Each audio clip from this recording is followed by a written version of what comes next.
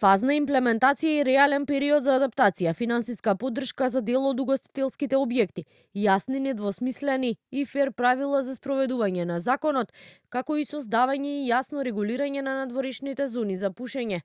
Ова се дел од предлозите кои угостителите ги доставиле до Министерството за економија по однос на новиот закон за заштита од пушење.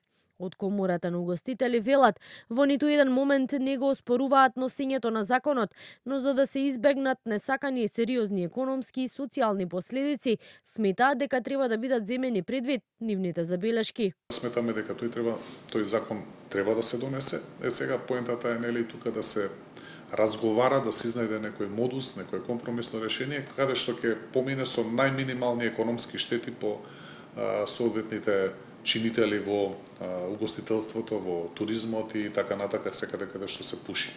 Поентата е значи најминимална економска штета, така да тука сметаме дека треба да се доразговара и да се прецизираат некои работи кои што ќе го олеснат целиот тој процес на носење на законот. Ресорниот министер Бисер Дурмиши вели барањата ги добиле, ќе бидат разгледани и според него надлежните се отворени за диалог. Идната недела, како што најави, се очекува и нова средба со угостителите и Министерството за здравство. Ќе имаме уште еден состанок каде што јас се присуствувам на тој другиот состанок заедно со Министерот за здравство и ќе ги разгледаме можностите.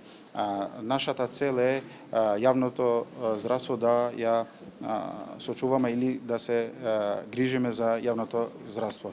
Исто тоа ќе го кажеме и на идниот состанок и на крај ќе донесеме една одлука која ќе ги биде прифатлива од сите засегнати страни. Од Министерството за здравство за Канал 5 велат законот уште 10 дена ќе биде прикачен на ЕНАР. До тогаш ќе се собираат забелешки од сите засегнати, пошто истите ќе се разгледаат и доколку се прифатливи ќе се применат.